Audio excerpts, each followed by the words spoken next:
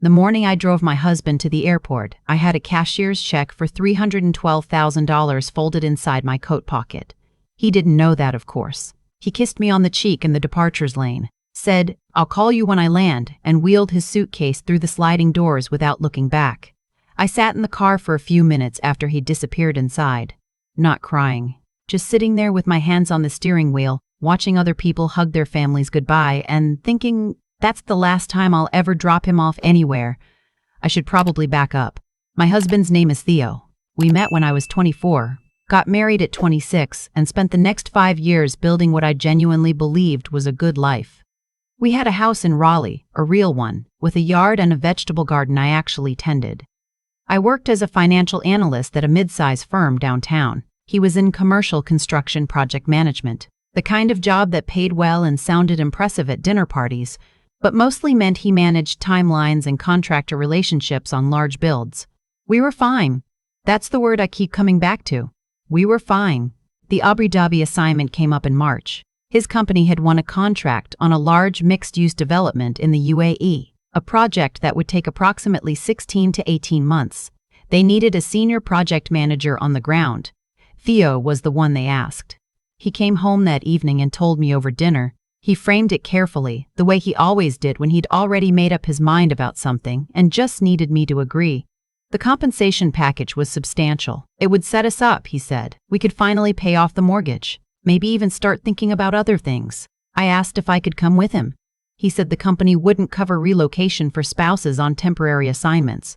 He said the cost of living there would eat into the savings anyway. He said it made more sense for me to stay, keep my job, hold down the house. I nodded. I said okay. I said I understood. What I didn't say was that 2 weeks earlier I had found a receipt in his jacket pocket for a jewelry store I didn't recognize, a bracelet, rose gold, engraved.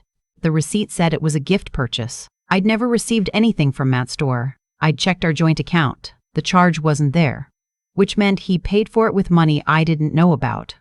I didn't confront him. I know that's the part people always react to. Why didn't you just ask him? And I've thought about that a lot. But I'd spent 5 years watching my husband handle conflict by becoming very calm and very reasonable and very good at making me feel like I was the one overreacting. I needed to know what I was actually dealing with before I said a word. So I started paying attention. It wasn't hard once I knew to look. The pattern was already there. He started taking his phone into the bathroom. He'd come back from late work calls with that particular kind of looseness that comes from a glass of wine somewhere comfortable, not a conference room. He booked the Abu Dhabi flights himself on his personal card before HR had even sent the official travel documents, which I thought was strange, until I understood why he was in a hurry. The thing that actually confirmed everything was a woman named Lee. She was a project coordinator at his company. I'd met her twice at company events, registered her as a peripheral person, and forgotten about her. Then one evening in April, I was picking up Theo's dry cleaning, and I ran into a colleague of mine whose husband worked in the same division as Theo. We were chatting in the parking lot, the usual small talk, and she said something offhand. Something like, "Oh, it must be exciting, Lee, going over to Abu Dhabi too. I heard she and Theo are both on the same project." She wasn't trying to tell me anything. She genuinely didn't know. I drove home very carefully. I put the dry cleaning in the closet. I made dinner. Theo came home and ate and talked about project timelines, and I listened and said the right things and did not let my face change once. That night after he fell asleep, I sat in the kitchen and thought very clearly about what I needed to do. Here is what I knew. The house was in both our names. Our joint savings account had $312,000 in it, money that was, in large part, mine. I had been the higher earner for 4 of our 5 years of marriage. I had been the one who contributed the maximum to our savings every month, while Theo spent freely on things I now understood weren't always what he claimed. I had receipts, statements, a paper trail going back years, and I had just found out my husband was about to spend 18 months in another country with the woman he'd been buying jewelry for. I also knew that if I confronted him before he left, he would find a way to drain that account before any legal process could catch up to him. I'd seen enough divorce cases in my professional life to understand how fast money can move when someone is motivated, so I did not confront him. I called a divorce attorney the next morning from my office. Her name was Margaret, and she had 22 years of family law experience and the kind of unhurried practicality that I found enormously steadying. We met twice before Theo's departure date. She walked me through exactly what I was entitled to, what the risks were, and what my window looked like. The joint account was the priority. North Carolina is an equitable distribution state, which meant the money wouldn't automatically be split 50-50. The court would consider contributions and circumstances. Given my income history and the paper trail I was building, Margaret was confident I had a strong case for the majority. But confident and guaranteed are different things, and there was a simpler option. The account was joint, which meant I had full legal access to it. I could move those funds to a separate account in my name before he left. I want to be clear about this because I know it's the part that makes people uncomfortable. I didn't do this out of spite.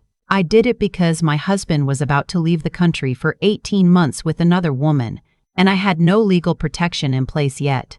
And I was not going to sit in our house in Raleigh for a year and a half watching him drain our savings from Abu Dhabi to fund a life I wasn't part of. Margaret had seen it happen. She told me exactly what it looked like when it happened. I believed her. I opened a new account at a different bank on a Tuesday.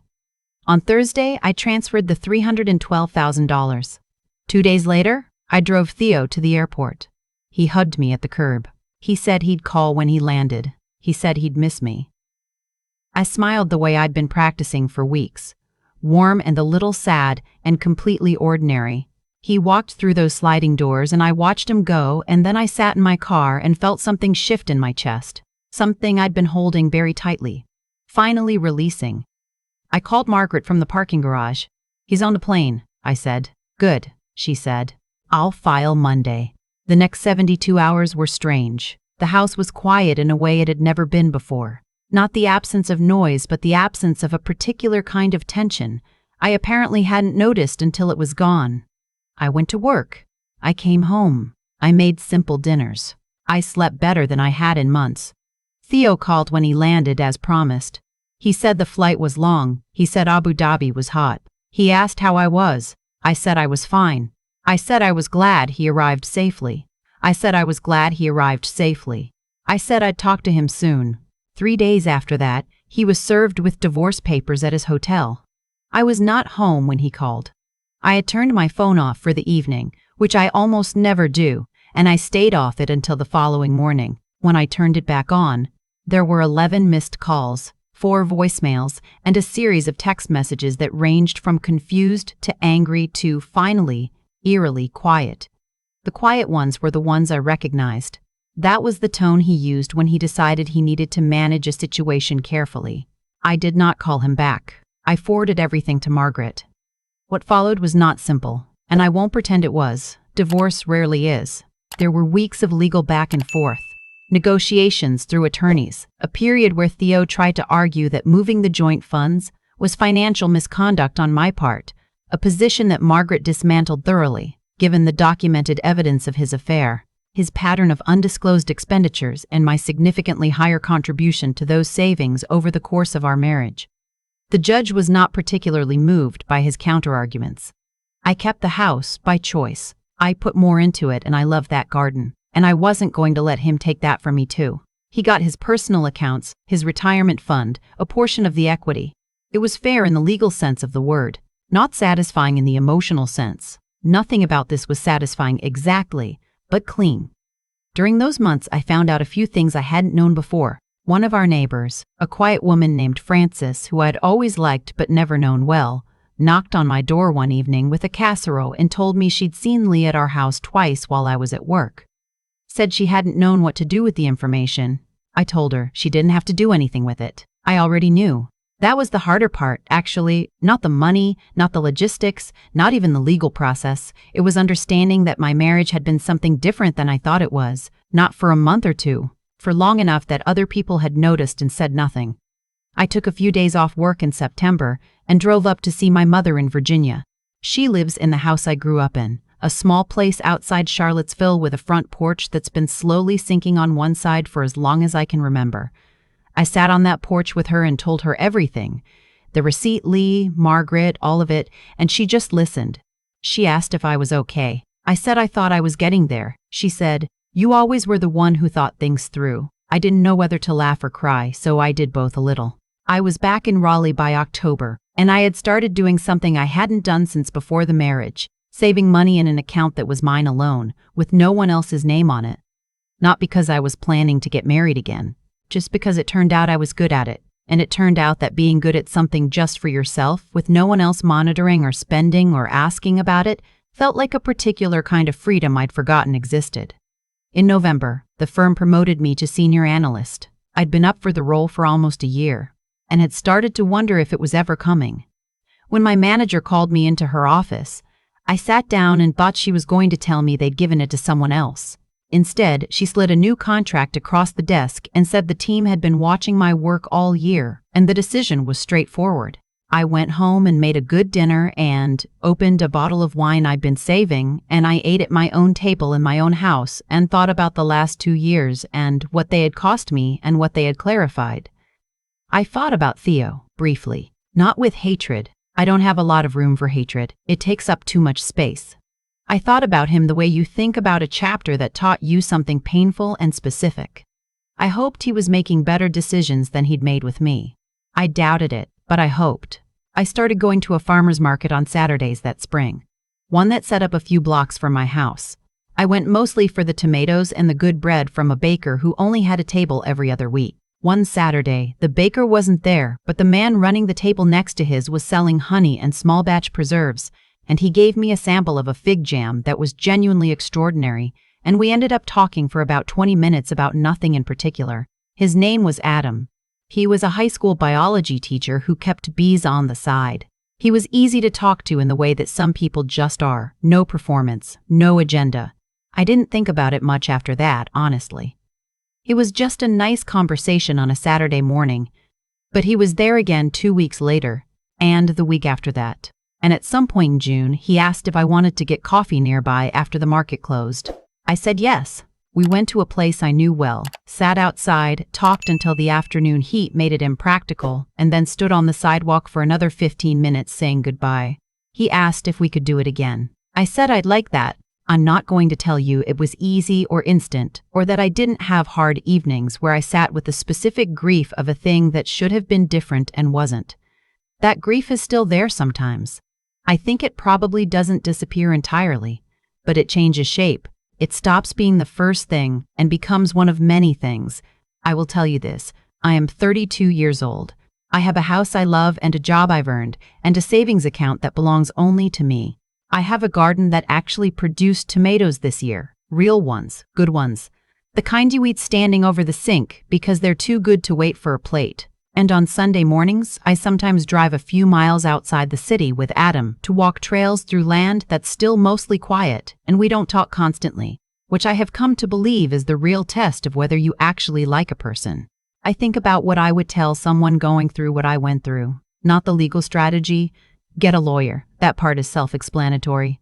I mean the other thing, the part about trusting what you know before you have proof, the part about protecting yourself before you've been formally given permission to.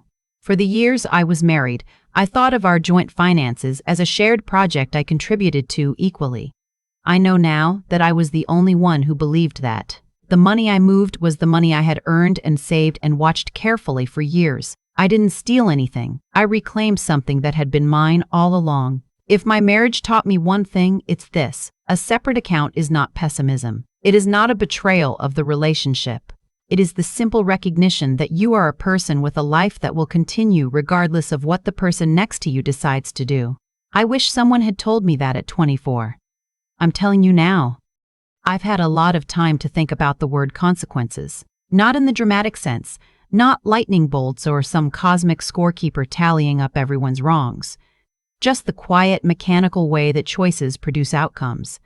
The way a door left open will eventually let something in. The way a person who stops telling the truth in small things will, sooner or later, stop telling it in large ones too. Theo didn't become someone who bought jewelry for another woman overnight. That was a series of small decisions. To look elsewhere, to keep a secret, to let me believe something that wasn't true while I paid our mortgage and tended our garden and planned a future in good faith. I don't know when it started. I stopped trying to pinpoint it. What I know is that every one of those decisions had a weight to it, and weight accumulates. And my decisions had weight too. The choice to pay attention instead of confront. The choice to call Margaret before I said a word to him. The choice to protect what I had earned before I had any guarantee the law would do it for me. Those weren't impulsive, they were deliberate. And they cost me something, the version of myself that wanted to believe I was wrong, that wanted a different explanation for the receipt in his jacket, that would have traded a hard truth for a comfortable one. I think that's the part people don't talk about enough. Being clear-eyed isn't painless. Choosing to act on what you actually know, rather than what you wish were true, is one of the harder things a person can do. It requires a kind of honesty with yourself that feels almost unkind at first. I had to look at my own marriage and say, this is what this actually is, not what I hoped it was, not what I told people it was at dinner parties, what it actually was. That honesty is what I'd call intelligence, but not the kind measured on a test. It's the kind you build slowly, by paying attention, by asking hard questions and sitting with the answers even when they're uncomfortable. I had to become that kind of person during the worst months of my life. I'm not sure I could have done it sooner. And then there's the other thing. The getting back up part. Signing the lease on a life you're rebuilding from scratch, going to work every morning while legal paperwork moves through a system at its own pace, eating dinner alone in a house that used to have 2 people in it. That's not dramatic. It doesn't look like strength from the outside. It mostly just looks like a Tuesday. But it is strength, the quiet, grinding kind, and it matters more than the big moments. I kept the garden. New tomatoes this year, better ones. I got promoted. I met Adam over fig jam on a Saturday morning. None of those things happened because the universe decided I deserved them. They happened because I kept showing up for my own life even when I didn't particularly feel like it. What I want anyone to take from this isn't protect your money. Though yes, please, keep an account in your own name. What I want you to take is simpler and harder than that. Trust what you know. Act on it before someone else acts first. And understand that rebuilding is not a consolation prize. Sometimes it's the whole point.